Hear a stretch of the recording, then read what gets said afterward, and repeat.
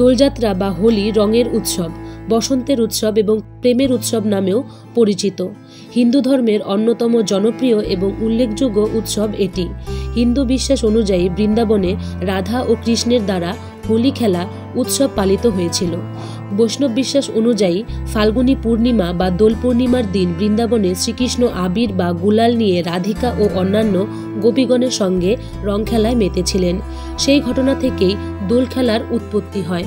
দোলযাত্রার দিন সকলে তাই রাধা ও কৃষ্ণের বিগ্রহ আবির ও গুলালে স্নাত করে দোলায় চড়িয়ে কীর্তন গান সহকারে শোভাযাত্রায় বের করে। এরপর ভক্তেরা আবির ও গুলাল নিয়ে পরস্পর রং খেলেন।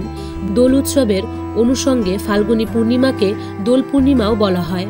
আবার এই পূর্ণিমা তিথিতেই চৈতন্য মহাপ্রভুর জন্ম হয় বলে একে গৌর পূর্ণিমা নামেও অভিহিত করা হয়। দোলযাত্রা উৎসবের একটি ধর্মনিরপেক্ষ দিকও রয়েছে। এদিন সকাল থেকে নারী পুরুষ নির্বিশেষে আবির গুলাল ও বিভিন্ন প্রকার রং নিয়ে খেলায় মত্ত হয়। শান্তিনিকেতনে বিশেষ নৃত্যগীতের মাধ্যমে বসন্ত উৎসব পালনের রীতি রবীন্দ্রনাথ ঠাকুরের সময়কাল থেকেই চলে আসছে। দোলের পূর্বদিন খড়, কাঠ, বাঁশ ইত্যাদি জ্বালিয়ে এক বিশেষ মহোৎসবের আয়োজন করা হয়। এই মহোৎসব হোলিকা দহন বা ন্যাড়াপোড়া নামে পরিচিত। উত্তর ভারতে হোলি উৎসবটি বাংলার দোলযাত্রার পরদিন পালিত হয়। বাঙালি হিন্দুদের পৌরাণিক উপাখ্যান ও লোককথাগুলোতে এই উৎসবকে বসন্ত উৎসব হিসেবেও উল্লেখ করা হয়। হিন্দু বৈষ্ণবেরা এটি বেশ আয়োজনের সাথে পালন করে থাকেন। দোলযাত্রা বা হোলি উৎসব সংক্রান্ত পৌরাণিক উপাখ্যান ও লোককথাগুলি মূলত দুপ্রকার। প্রথমটি দোলযাত্রার পূর্বদিন পালিত মহোৎসব হোলিকা দহন এবং দ্বিতীয়টি রাধা ও কৃষ্ণের দোললীলা ও ফাগু খেলা। দোলের সঙ্গে জড়িয়ে আছে রাধা ও কৃষ্ণের অমর প্রেমের কাহিনী।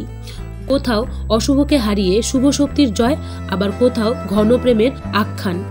এইসবের সঙ্গে জড়িয়ে আছে দোল বা হোলির রং। ভারতের ব্রজ অঞ্চলে যেখানে কৃষ্ণ ছোট থেকে বড় হয়, সেখানে রাধা ও কৃষ্ণের স্বর্গীয় ভালোবাসার স্মৃতি হিসেবেও এই দিনটি রংপঞ্চমী হিসেবে উদযাপিত হয়। বসন্ত উৎসবটি হয় এবং প্রেমের উৎসব হিসেবেও দিনটি পালন করা হয়। এছাড়া এই দিনটিতে কৃষ্ণকে স্মরণ করার জন্য আরেকটি পুরাণও রয়েছে। হোলিকে ফাগুয়া বলা হয়।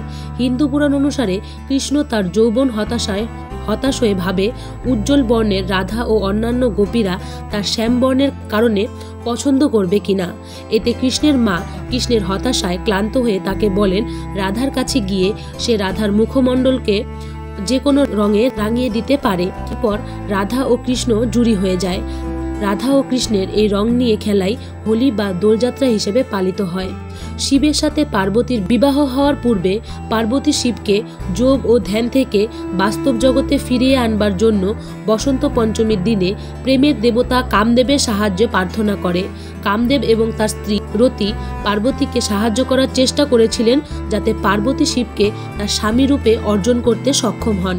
শিব যোগাসনে গভীর ধ্যানে মগ্ন ছিলেন। কামদেব ও রতি শিবের ধ্যান ভঙ্গ করে পার্বতীর সাথে বিবাহ বন্ধনে আবদ্ধ করানোর জন্য তার দিকে তীর ছোড়ে, কিন্তু ধ্যানে এই বিঘ্ন ঘটাবার কারণে শিব তার তৃতীয় চোখ খোলেন এবং সেই চোখের তেজদীপ্ত চাহনিতে কামদেব দগ্ধ হয়ে ছায়ে পরিণত হয়। এই ঘটনায় কামদেবের স্ত্রী রতি বিমর্ষ হয়ে পড়েন। তিনিও পাল্টা তীর ছোড়ে, কিন্তু তাদের তীর কাজ করেনি, বরং শিবকে বিদ্ধ করার আগেই এগুলো ধ্বংস হয়ে যায়। পরবর্তীতে শিব ও পার্বতীর বিবাহ হয়। এই বিবাহর সময় রতি শিবের কাছে প্রার্থনা করেন যাতে কামদেবকে তার কাছে ফিরিয়ে দেয়। শিব সম্মত হন এবং কামদেবকে সত্যিকারের আবেগের একটি অবাস্তব সত্তা হিসেবে ফিরিয়ে দেন। প্রেমের দেবতার এই ফিরে আসা বসন্ত পঞ্চমী উৎসবের 40 দিন পর হোলি উৎসব পালিত হয়।